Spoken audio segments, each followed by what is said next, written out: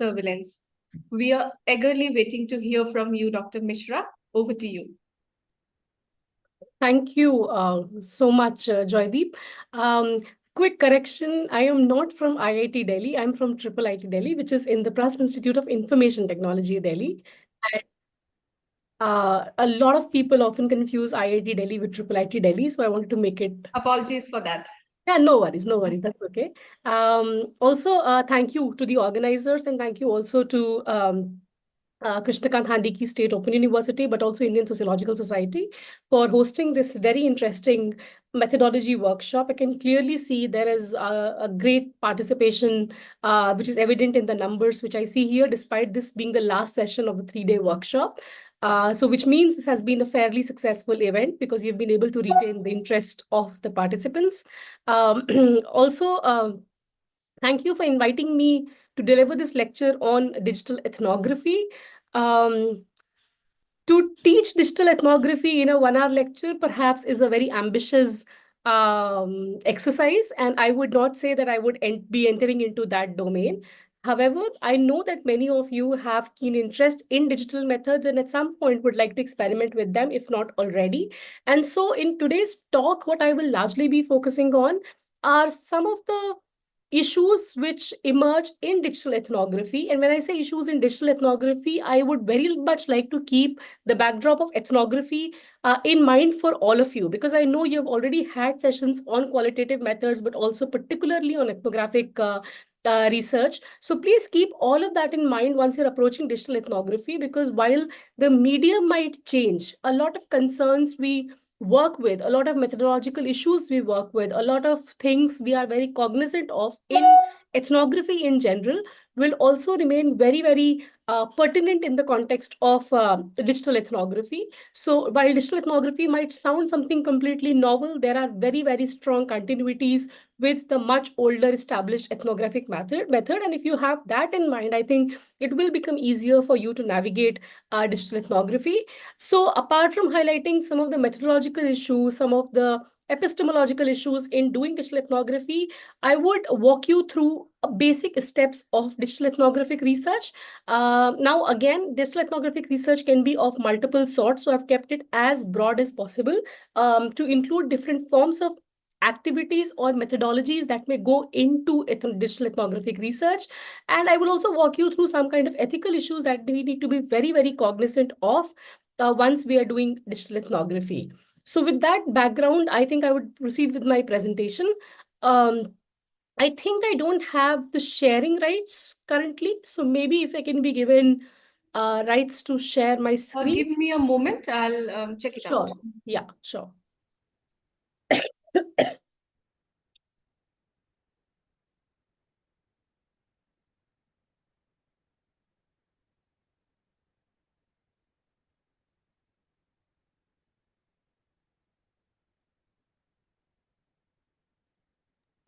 I think you are the co-host. Okay, I guess so, yes.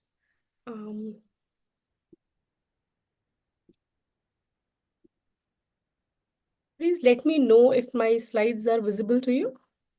Yes, it's visible. Okay, great. Right, I'll go on a slideshow moment maybe. Right.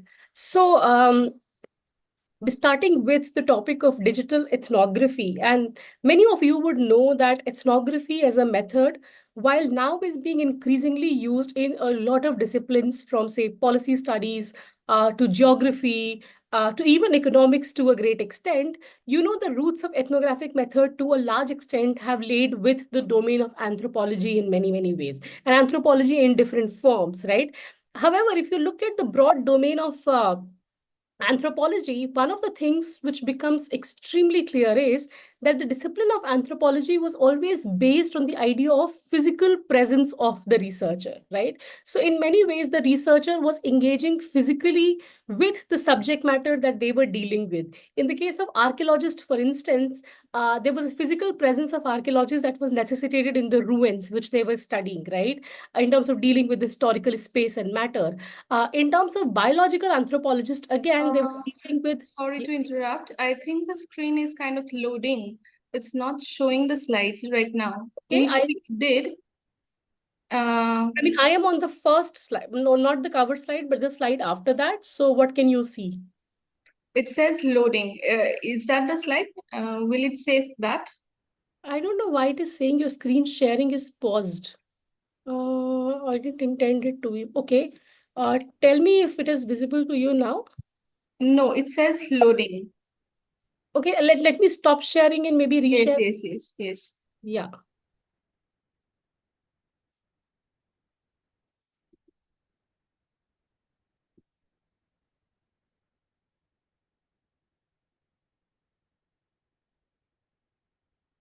Okay, can you see the screen now? No. Okay, 1 second. Let me reshare.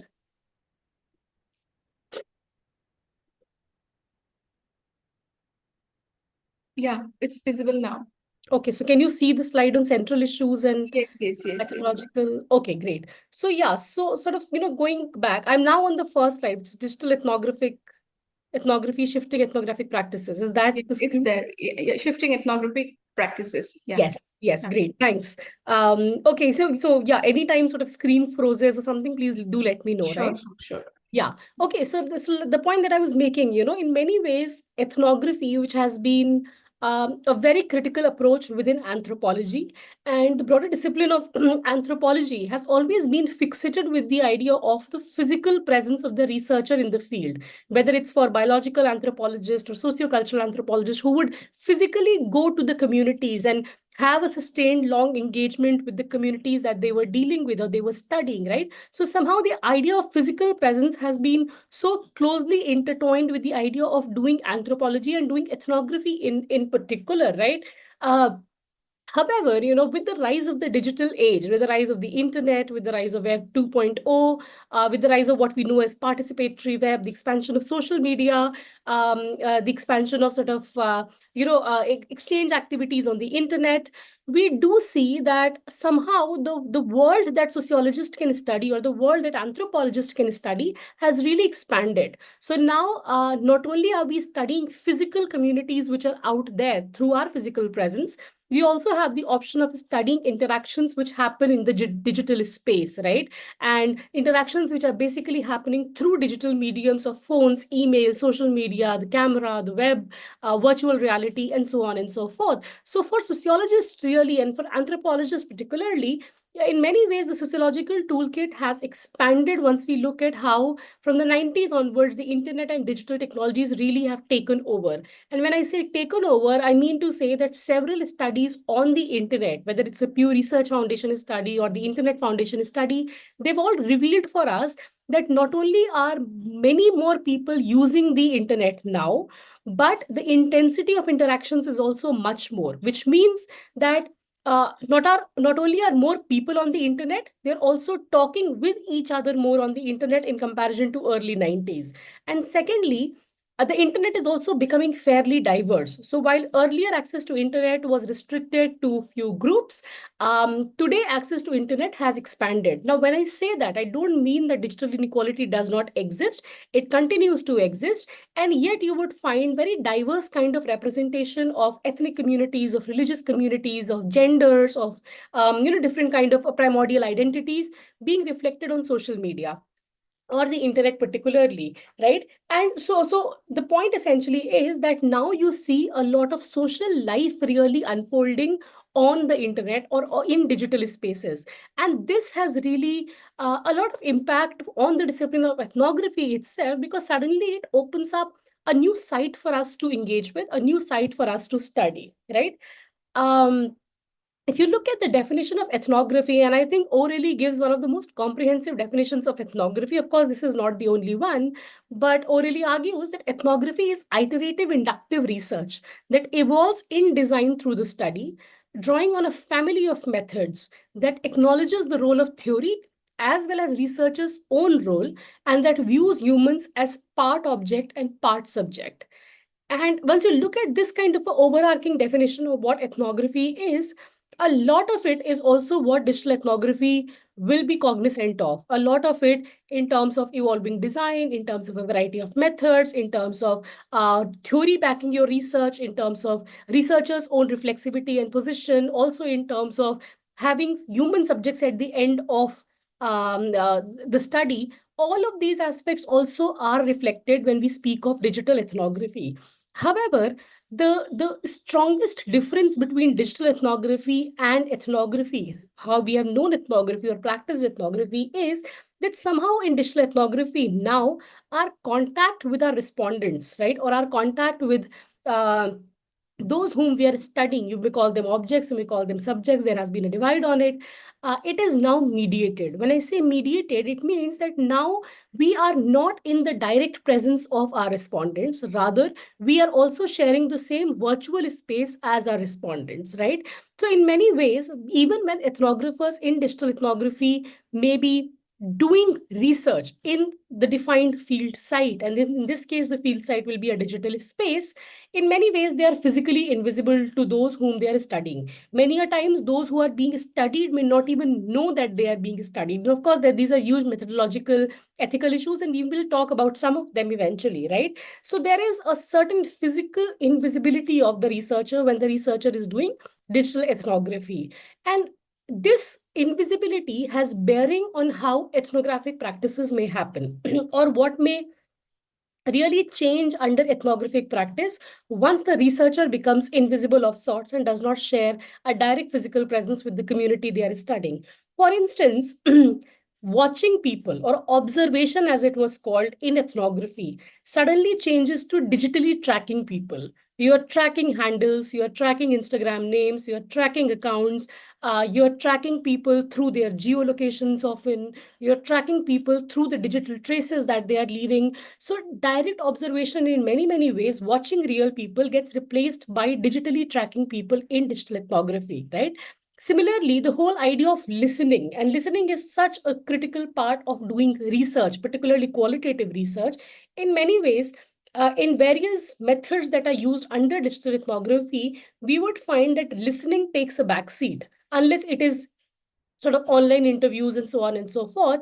And in place of listening, now we have to engage as researchers in either reading or sensing. So you may be reading the blog post, you may be reading content on a read or on sort of on a Reddit portal, you may be reading Instagram accounts, you may be looking at their pictures, you may be trying to make sense of what is really happening through content. So listening in many ways gets changed to reading or sensing primarily when you are doing digital ethnography. So there is your sensory engagement with the data also really changes once you're speaking of digital ethnography. And finally, something that has been so critical to the idea of ethnography, which is ethnographic writing, which is note taking, which is noting down, jotting down what you are observing, defining the space, defining the people, setting the scene, those kinds of things which ethnographers would very keenly take notes of, also to a certain extent gets displaced because now you have alternate forms of note taking which are possible within the digital ethnographic practices. For instance,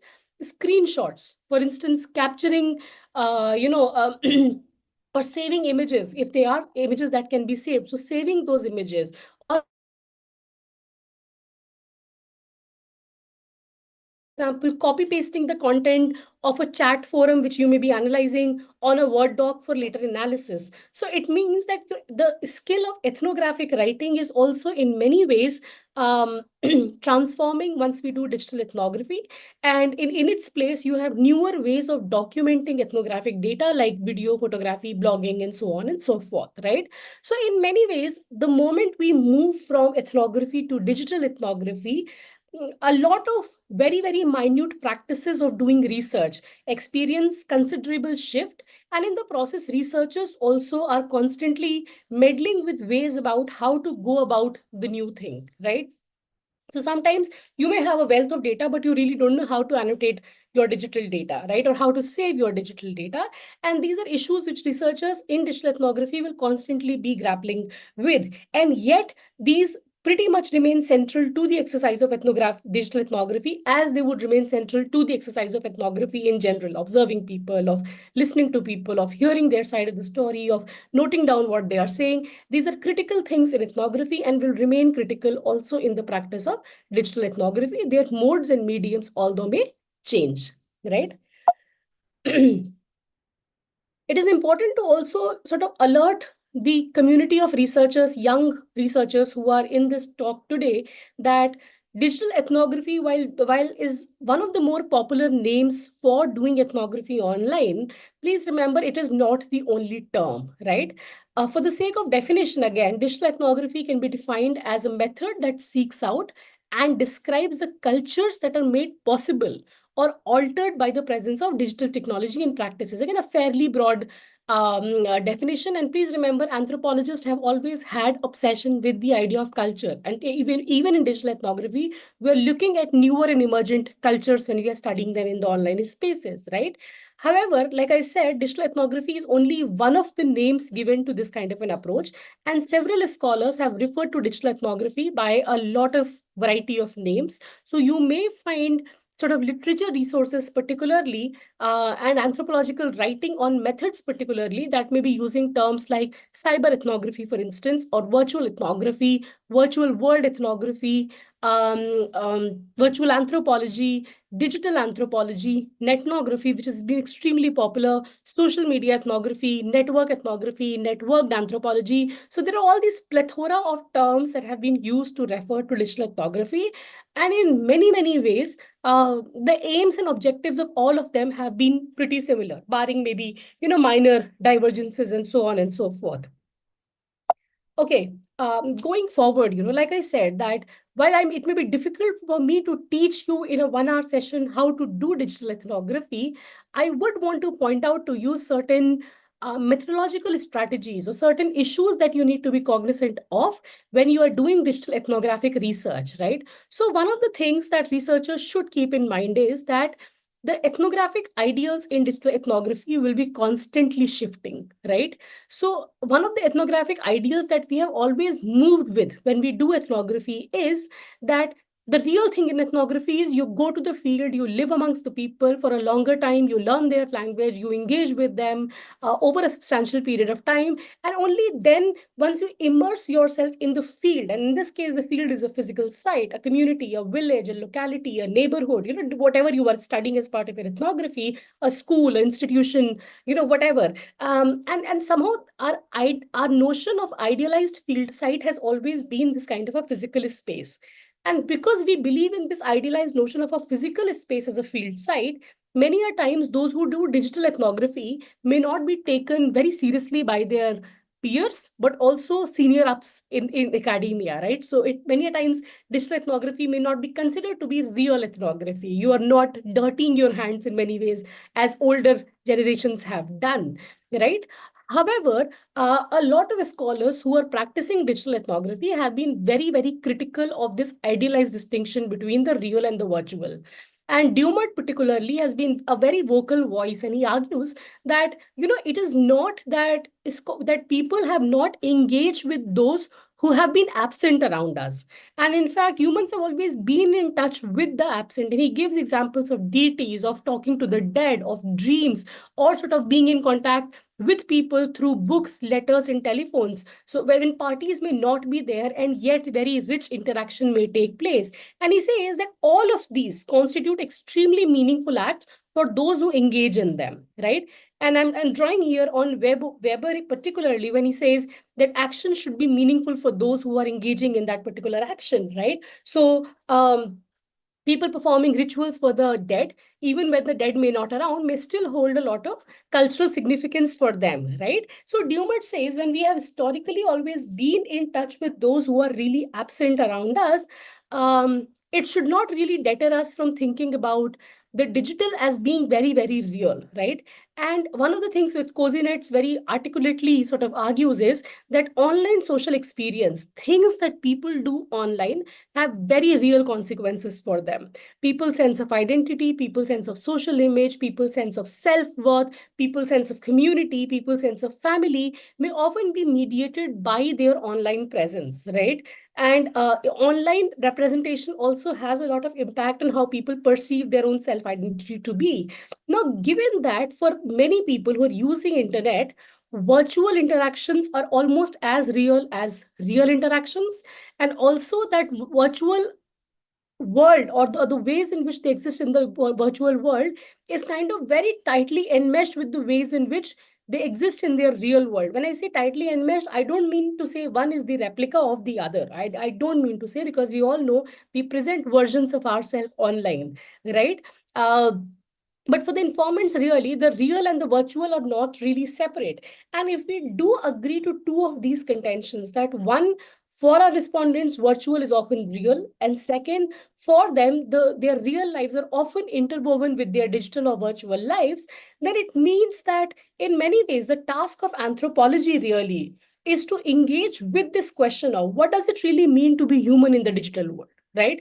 What is it that makes us human when we engage in digital behavior, when we engage in online communities, when we engage in social media? The central question for anthropologists is what makes us really human when we are engaging with platforms like this. And I think this concern with what makes us human, what does it mean to be social and human in the digital world, is really the foregrounding question that ethnographic research seeks to attempt, and which gives a lot of credibility to digital ethnography as a method in itself, right? Please remember, today our lives are deeply, deeply digital. A lot of things we do, a lot of content we consume, a lot of activities we do, very, very basic activities, ordering food, ordering clothes, getting your groceries, making your travel arrangements, paying your bills, attending your classes online, or even this talk. Remember, all of this has shifted to a virtual world, and we are very, very I would say, completely succumbing to the idea of the digital in many ways in which we lead our lives. And thus, to sort of examine what does it mean to be really human when we are all sort of functioning in this virtual world is one of the pressing concerns that anthropologists should consider themselves with. And this then sort of critiques the idea that digital ethnography may not be considered real ethnography, right?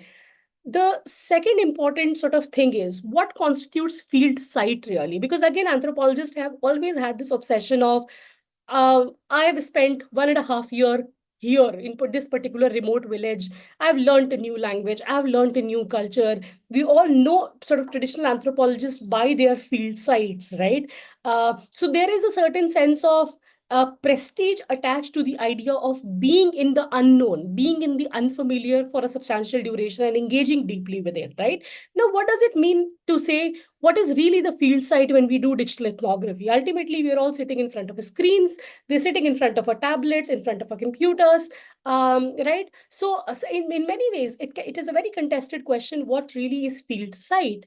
And many a times, online communities, even if they are imagined to be fairly closed spaces, are not really as bounded as we can imagine them to be, right? So, one of the very interesting arguments has come from Postal and Pink, again, two very authoritative voices on digital ethnography, who argue that online ethnographic places, indeed all ethnographic places, are collection of things that become intertwined. So rather than looking at place as a sense of space, what they're arguing is that perhaps online space should be imagined as some kind of a non-space. And rather than looking at the physical boundaries of that space, we should construct the online space as a collection of things that become intertwined together, right? So these are not physical localities which are easily demarcated. And once we keep this thing in mind, once we keep this idea that online spaces are collections of things that become intertwined, it is easier for us to realize that there is really very little distinction between the internet and the real life. And the internet and the real life are very, very intertwined with each other. There are ways in which people present a part of themselves online which may be real. There are ways in which they bring their personal lives to the table. So, in many ways, the distinction between the virtual and the real seems to sort of fade away once we believe the internet to be some kind of a space where collection of things really comes together. Another sort of way of framing this has been that rather than looking at internet as a field site, why not we shift our perspective from field site to field activity, which means why don't we look at the internet as a space where activities of different sorts are carried out, or a space where different kinds of things really get done, right? And when I say different kind of things, I mean all sorts of things, from religious to spiritual to social to political to economic to familial. Just for a moment, think of the kind of things you carry out on internet, right? And we are all on the internet to really get something done at the end of it. And this kind of an ideology of the field site becoming a field activity has driven so much of digital ethnographic research. And I'm particularly, for example, I'm giving you research which has happened on activism, political activism. These acts of activism may have started in their offline presence, but gained a lot of momentum in the online spaces. And much of digital ethnographic research has really noted how this idea of the virtual presence or virtuality, right, enables a new kind of collaboration, or a collaboration on a scale which was completely unprecedented or not possible before. For a moment, I would just want you to go back to think of how all of us are so deeply embroiled in many ways in what is happening in, say, Gaza, right? Or, for example, why Black Lives Matter was trending on Indian X handle, Twitter at that time, right? So, in many ways, several digital ethnographies, whether it's on the Arab movement, whether it's on the Libyan protest, whether it's on the anti Trump crusade, in many ways, they've all taken into account that the digital perhaps is a site where things get done, and things get done in a manner which may not have happened in the non-digital space particularly, right? And in the same way, you can think of internet as a space where, for example, family and kinship get done, right? For all of us, for young generation particularly, you would see how the young generation is invested in the idea of posting pre-wedding shoots online or engagement pictures online. There is a way in which your intimacy, or the fact that there's a couple relationship emerging, a family emerging, is being presented or is being done online, right? So doing family in many ways has found a new kind of a space in the online world, right? And similarly, how ethnic and religious identities are asserted. And I think this whole idea about shifting focus from field site to the internet as a field activity can really help us justify and look at the kind of work that people do on the internet, right, with respect to various dimensions of their life. The third thing is multiplicity. And I think this is so critical again, right? We have to recognize when we are doing digital ethnographic research that there are always more than one way of engaging with the digital. So there's not the only or a only sort of way of engaging with the digital. And any digital ethnographic research will always be unique to the question, right? So depending upon what research question you have, your method of doing the research may be something that you come up with and may not be replicable by others. That is one. But the second more important thing, more than one way of engaging with the digital, is also because of the idea that, please remember that digital technologies are an infrastructure in themselves, right? And these infrastructures are also dependent on your other structures of everyday life, right? For example, a very basic example, every kind of digital tool that we may think of is not equally applicable or equally available to all social groups, right? So, for instance, we know that a lot of us have the comfort of working with Wi-Fi in our homes. We also know during COVID, there was a lot of disruption in education, because there were socioeconomic groups which either had only one mobile phone being shared by the entire family, which may have more than one children who was going to school, or there may not be Wi-Fi at all and were dependent on very, very expensive data package given their economic situation, right? So digital infrastructures are also sort of in many ways dependent on the social structures of life. And this idea, particularly, the researcher needs to be cognizant of in framing how they would want to engage with the digital. I'll give you two examples here. One is a very recent proposal I looked at, which was basically looking at the mental health challenges faced by LGBTQIA plus population. And they wanted to see how the LGBTQIA plus population was engaging on Instagram. What are the kind of experiences they're having on Instagram, and can some of those experiences be used to tailor make you sort of like counseling approaches to LGBTQI professional more aligned to their needs, right? The proposal was okay, but one of the problems with the proposal was that the proposal said, I want to look at both rural LGBTQIA population as well as urban LGBTQIA population, right? The immediate question that arises is, how many people in rural India who are LGBTQIA really use Instagram, right? So is your choice of the platform really speaking, or is the choice of the availability of infrastructure in cognizance with the structure of life in rural India? Or it is not. Maybe the more common platform which is used in rural India is WhatsApp. And again, we need numbers and we need data to look at some of these questions, right? But the choice of the subjects in this case completely sort of evaded the question of choice of platform, really, and the two were not coming together, right? So there are ways in which then the researchers, if they want to look at rural LGBTQIA population, need to think of what are the other ways in which they can do digital ethnography, right? And similarly, this other example is from a more established researcher, John Postel, who works on digital media and civic participation in Indonesia. His earlier work has been in Barcelona, where public Wi-Fi was available. So the ways in which people would use digital technology was much more readily available, much more free. People did not have to worry about things like, I don't have an internet. But when he moved his research to Indonesia, he found himself extremely challenged because there were no public Wi-Fi systems. And remember, the implication of this is not only for the people you are researching, but also for the researcher. Something that you go with taken as granted in the field site, the moment it is absent, it makes you reconfigure your entire research, right? So John Postel found out that people there are mostly using smartphones and are mostly using data packs to basically engage in online behavior and civic participation, which itself reduces the possibility of the kind of civic participation they may engage in, right? So so then he had to really navigate his research in order to account for these kinds of very real challenges, material real challenges that digital research, digital ethnographic research might open up for you. Another sort of important thing is, while we may be so fascinated with the idea of digital ethnography, I think researchers who are doing digital ethnography need to be extremely cognizant of the fact that you need to decenter the digital when you are doing digital ethnography. Now, it might sound very confusing. Why am I talking about really decentering the digital? After all, this is digital ethnography. The reason why I am saying this is because digital media is only one part of human relationships, right? While people use devices to forge relationships, to come in contact with each other, and scholars have given a lot of a lot of terminology to explain this kind of coming together through digital technologies. For instance, co-presence, living apart together, virtual kinship, digital intimacies, and many more, right?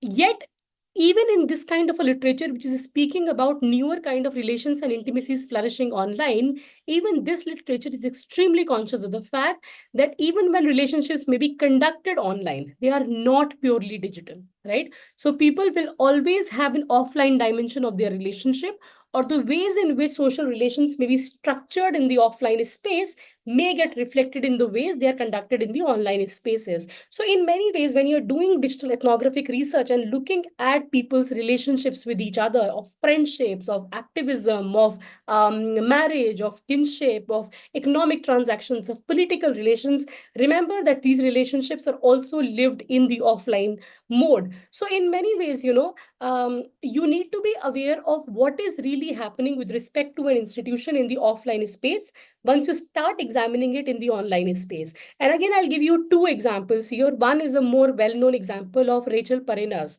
right, whose work you might have heard about the book Servants of Globalization, right? So Rachel Parenas also wrote about the idea of transnational mothering, where she was looking at Filipino women who are leaving their young children behind in Philippines, with grandmothers, with their own parents, with paternal grandparents, or with sisters and brothers, and are moving transnationally for job, right? So these children, young children, are being brought up in faraway country in Philippines, while the parents and mothers particularly are employed elsewhere, caring for other people's children across nationalities, right?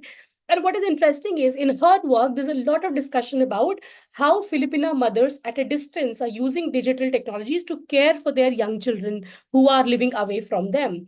Now, in order to make sense of something like this, how they're using Facebook, how they're using WhatsApp, how they keep camera on the table, how dinner is had together with the mother on the screen and the child sitting at the end of the table, those kind of acts can only be made sense of or can only be unpacked once you really understand what are the parenting norms and gendered expectations of mothering that operate in Philippines. If you don't have an understanding of how gendered expectations of mothering unfold in a non-digital context or in a very real context, there is no way you will be able to contextualize your observations of what is really happening in the digital space. Why this obsession with having dinner together? Why this obsession with checking on every day or calling every day, right? Even when you can physically not be there. So in many ways, the non-digital helps you comprehend really what is happening in the digital. And this is why we really need to decenter the digital when we are doing digital ethnographic research. Digital is important, but equally important is the wider context within which the digital is really functioning, right? And second, I'll give you an example of matchmaking websites. I know there's a lot of interest in matchmaking websites, in sort of dating websites these days. The work that you can do on dating websites or matchmaking websites, for instance, can only be made sense of once you really look at how dating and marriage happens in otherwise sort of life scenarios, really, right? So unless you really organize and understand the organization of kinship and marriage and dating practices in offline context, there is no way you'll be able to understand what is really happening in the online space. So this is the reason why the online should, while the focus may be on the online, the offline cannot be decentered. And in fact, you have to sort of bring in the non-digital, especially in focus when you're doing digital ethnography. Finally, reflexive practices in digital ethnography. Reflexive practices, you would be aware that most commonly we say researchers need to be cautious of their bias. It's all positivistic framework of approaching research. But I think it is also about asking ourselves this question, how do we produce knowledge when we do digital ethnography? How is knowledge produced, right? And while we all think that internet is a fairly neutral space, that internet is a fairly sort of no egalitarian space in many ways, the fact is that internet is also a space of power relations not just between people who are participating in it, but power relations within the ways in which the researcher is also in relation to the respondents within the digital space, right? And other manifestations of power can be, racist or homophobic chats or comments or so on and so forth, which I'm sure all of us are aware of, right? So for the ethnographer also, the cognizance of the internet as a non-neutral space is very critical, right? It is important for the researcher to also be very open about why they are selecting certain platform, whose voices are being represented, whose voices are being marginalized, how was data really selected, which data was not really looked at. These reflective practices of creation of knowledge basically make knowledge much more open. They basically make knowledge much more subject to wider scrutiny, which is what knowledge should essentially be about, right? So these are the things that researchers need to be extremely cognizant of. Now, many a times researchers do feel that if we are simply in this space observing others, right, we're just lurking around, we're looking at who's liking what, who's commenting what, who's saying what, our role is more passive, so we don't need to worry about it. When the role is more passive, I think it also generates newer kind of ethical considerations for the researchers to engage in. And I will speak about some of them eventually in the talk. Now, very briefly, like I said, while I can't teach you digital ethnographic method in one go, I can list out for you some basic things you need to keep in mind or basic steps you need to keep in mind once you're conducting digital ethnography of any sort, right? The first thing, of course, is you need to develop your research question and research plan. Your research question is what you are trying to do through this research. What are you trying to understand? And that is what's called the object of the study. Once you decide the object of the study, you need to see what kind of a methodology will help you arrive at that object of the study, right? So sometimes you may want to study a topic that may necessitate one-on-one conversation with the participants, right? Interviews, focus group discussions, so on and so forth, chats maybe. At other times, you may want to do research which may not need any kind of a conversation, but can also happen through sort of more content analysis kind of a manner, right? For example, suppose if you want to study in influencer culture on Instagram, right? If you want to study, say, how mom influencers work on Instagram. One way of doing it is that you may interview mom influencers, but the other way of doing it is that you may simply want to look at the content that mom influencers are producing and see what kind of themes are really emerging in relation to the broad question about if you're looking at momfluencer as a form of labor, if you're looking momfluencer as an intersection of capitalism and gendered labor, or sort of capitalism and motherhood particularly. So depending on what framework you have adopted, what research question you have, you may choose what method will be best suitable for you. It is also important at this stage to develop for yourself some preliminary questions or observations, right? So when you're doing in-person research, when you're doing research in terms of talking to other people online, developing a set of questions you may want to ask them around your theme is critical, right? And sometimes newer questions may come up in the actual process of interviewing, much like any other qualitative interviewing, right? Similarly, once you're going to do a simple observation of lurking around, you may have some sense of what is it that you are looking for. What are the kind of themes that you are looking for? Of course, newer themes may emerge, but some preliminary questions, preliminary observations are critical in the process of digital ethnography. And finally, you can use, when you're actually engaging with the data, you can use these to deepen the insights. You can use these to formulate new questions and formulate new observations. Now, depending on the research sort of question, again, you will need to decide what is the specific site or platform you may choose to study. Right? For example, if I have to study about political participation, I do feel studying political participation makes more sense on studying it makes more sense on X or Twitter rather than studying it on Instagram, because the purposes for which these two forums have been built are very, very different from each other. So you need to take into account the kind of platform that you will be investigating, and you need to take into account the kind of data these platforms are generating and what will be of relevance to you. Sometimes, of course, your research objective may be such that your data might spill across several media. For example, when you are looking at, say, family studies particularly, or kinship studies particularly, both Instagram and Facebook may become very critical for you in terms of how, say, people are connecting with their parents on Instagram versus how they're connecting with their parents on Facebook might be very, very different in terms of engagement, right? So there is a way in which sometimes your research might spill over several media, and you really need to consider how you would limit it if it's happening too vast, and what are the criteria that you'll be using, right? Similarly, the idea of recruiting participants, again, if the research is participatory online ethnography, which means that you're participating as a participant observer there, as an ethnographer there, it does make sense to use methods which you have used in traditional ethnography, which is introducing yourself to the participants and gaining rapport with them. Suppose you want to look at how mental health issues are being discussed on a Reddit thread, right?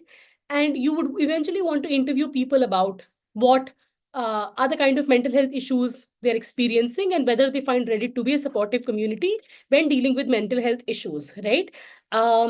It is important for you, once you're entering the thread, to actually introduce yourself to the community. Now, it is very likely some people might read your post, some people might miss it, but you as a researcher need to be sort of in a position where you would be very, very explicit about why you are here and what you are doing, right? Sometimes your role may move beyond simply lurking around, right? So you may actually be asking people things. And in that case, you need to constantly engage with people. Remember, something called rapport building is what has been a key step in doing ethnography otherwise. And rapport building is also important in digital ethnography. And the ways of rapport building is sort of engaging in likes, giving comments, talking to people, sending messages, and even sort of carrying some of these relationships in the offline space, right? So the ways in which you recruit participants, the ways in which you inform participants about your research, the ways in which you engage with participants, just like in ethnography, in digital ethnography, are also extremely critical, right? The other thing is day-to-day field work. Now, in field site, we know that we went to the field site. At the end of the day, we will come back to our home, hostel, friend's place, neighborhood, wherever we are residing. So it is clear that you are out there to work, right? In digital ethnography also, please remember, the researchers do make substantial investment of time, effort, and energy in doing research in online spaces, right? Because in many ways, you're also living your life on the internet with your respondents when you are looking at the data that your respondents are generating or the traces that your respondents are really releasing, right? So for researchers, then it is very important to keep up with social media discussions, right? Around the theme that they are talking of. Suppose if somebody is looking at a Facebook group of adoptive parents in India, parents who want to adopt children, right? And there are various Facebook groups offering social support.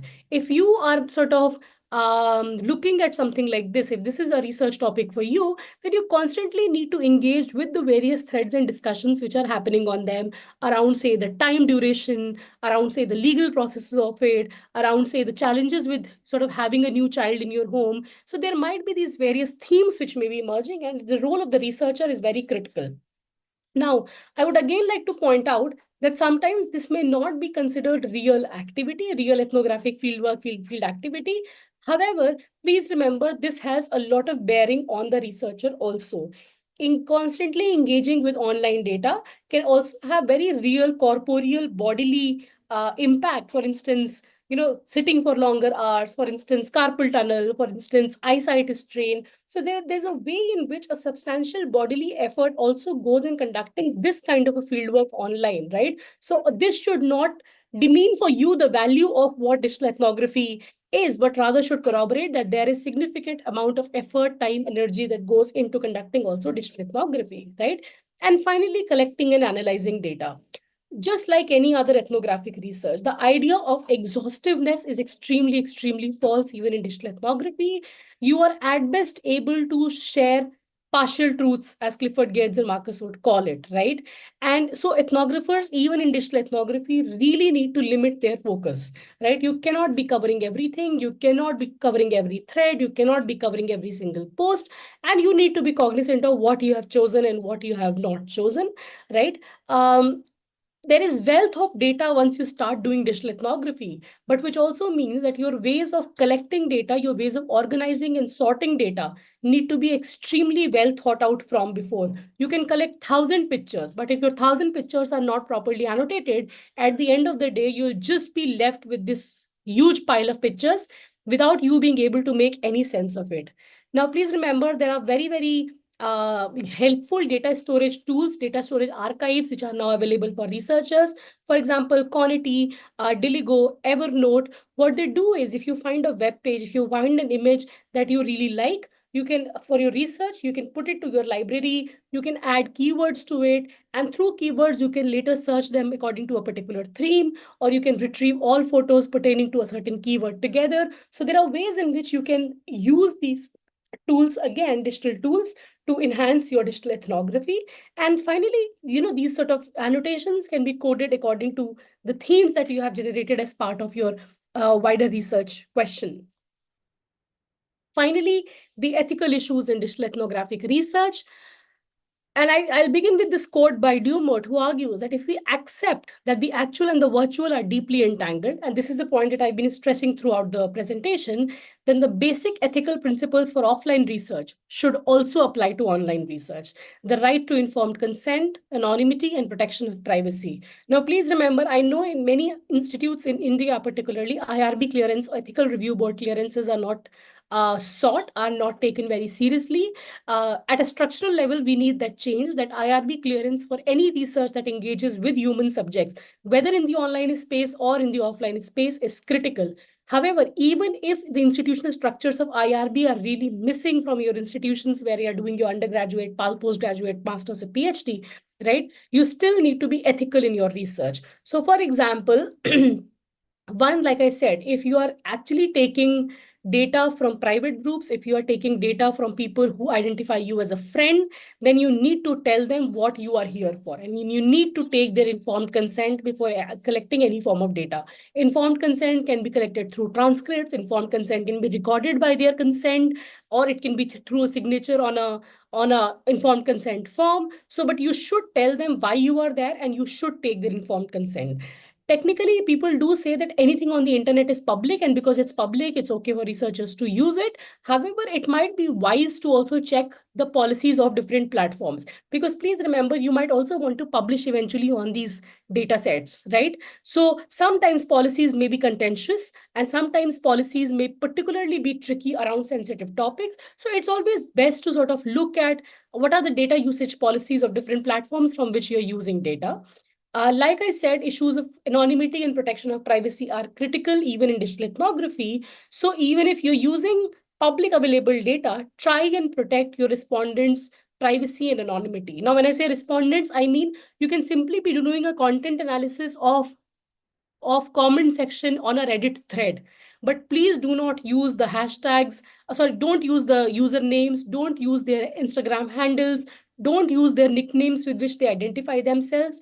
And this is particularly critical because once you do it, remember, anybody can have access to those profiles, right? And name calling in the digital space, stigmatization in the digital space are all very, very real, right? So please sort of stick to these things of changing the names, changing the nicknames, changing the handles of people who are using on sort of public sites, barring maybe when you're using quotes from very well-known personalities, right? Which have been public, which have been dealt with, which have come in the media. At that time, you can use the real handles, but otherwise, for most common people, refrain from using their own handles or names. And finally, do not quote text verbatim.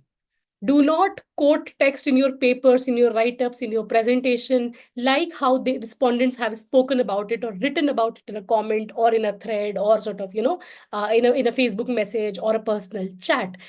Because it can be traced back through a simple Google search. A simple web search can actually lead to the content and to the identity of the person. So paraphrase it, don't quote it verbatim, right? And if I know many of you would be struggling with some of these questions, and now particularly since 2000s, various organizations have come up with resources on how to conduct research in digital spaces. And three very well-known sources, I've cited them for you here. One is the Association of Internet Researchers, who have come up with a working committee report about what ethical guidelines you need to follow in digital ethnographic research.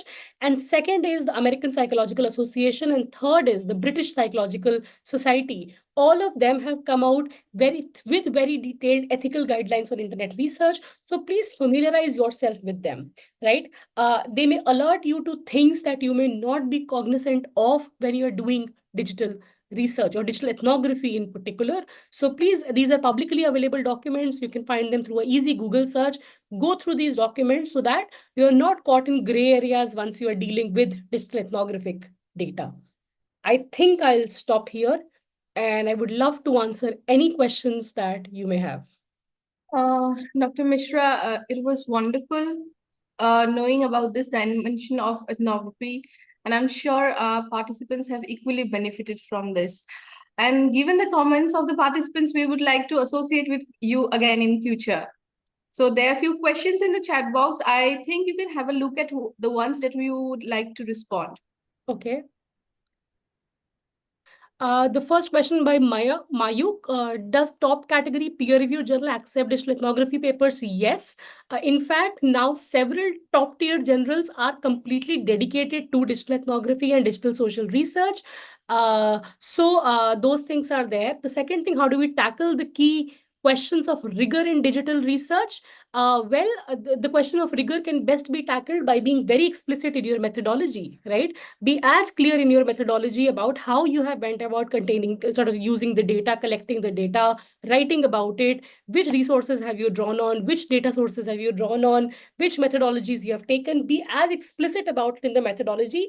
Having said that, having written all of this, it is not a guarantee that the reviewers might not come back to you with a question on methodology, but be willing to be very, very willing to engage with those discussions. But digital ethnography is a huge emerging field, and there is already gaining a lot of traction, both from the researcher community, but also from the publication sort of community, right? Okay. Right. I think that's a fascinating question which Chandan has raised, a fascinating sort of argument that many a times our training in social sciences when it comes to methods has been very, very traditional. So most methodology courses still either do not talk about digital methods at all. And when I say digital methods, I'm including digital ethnography to be one of the various digital methods. And so you need a certain kind of a structural change in the ways in which curriculum has also been designed. Some places are now taking a lead in creating courses which are on computational social sciences method. For example, Triple IT, Bangalore is doing a course like that. Triple IT, Delhi, where I am based, we are attempting some of those things. But this would also need newer kind of interactions to happen, right? Between engineers, mathematics folks, social scientists. So we have all been operating in silos. And if we have to do something like this, then perhaps we need greater interdisciplinarity. So there are ways in which you can invite external people to give a talk about it. You can conduct research method workshops, which are exclusively on digital methods. So you give much more longer duration in terms of engagement with digital research methods. But there are also sort of MOOCs available now. There is a lot of good content on YouTube through which people can also self-learn, right? So anybody who's interested, even as a teacher in some of this, can actually learn through these publicly available resources and can contribute to like even things like coding and all, or how you can scrape data. All of these techniques are now publicly available to us through YouTube, through MOOC courses. So please utilize these resources, but equally break the silos and invite those who are experts in these areas. Can we use ethnography and digital ethnography for the same set of sample? Of course. I mean, there are ways in which you can engage with people in the offline space, and you can also look at their offline life. So the same sample would work there. Niharika's question, since there is no dedicated field area, what parameters should we consider while doing digital ethnography in a certain topic? So that, Niharika, that's a very broad question. And unless you point out to something specific, I won't be in a position to answer this. Um, Thanks, Ankita. Can one rely on only using digital ethnography in research, or can it be? No, of course, yes. Shafika, this is what I have been arguing, right? That digital ethnography cannot be done only on the digital space. Even for digital ethnography, you would need insights from the offline space. I'll give you one quick example. I have a colleague in the department, Dr. Gayatri Nair, who's looking at the gig workers in India and how gig workers are basically mobilizing for their rights. She is doing a lot of digital ethnography in looking at how gig workers are using YouTube and social media, Twitter particularly, to raise their concerns, to speak to the establishment like Swiggy and Zomato, so on and so forth. But she's equally looking at how these gig workers assume collectivity in physical spaces. Where are they holding meetings? How are associations formed? How are workers' association really functioning? So of course, you can club digital ethnography with sort of ethnography in the more traditional sense, and that will give you more robust findings at the end of it. Yashika, okay, there was no question. Thank you, Kamaljeet. Nothing okay, Daniel, though my question is not directly related to digital ethnography, but would a research methodology still be considered ethnography if the principal hires field agents to interact with research subjects?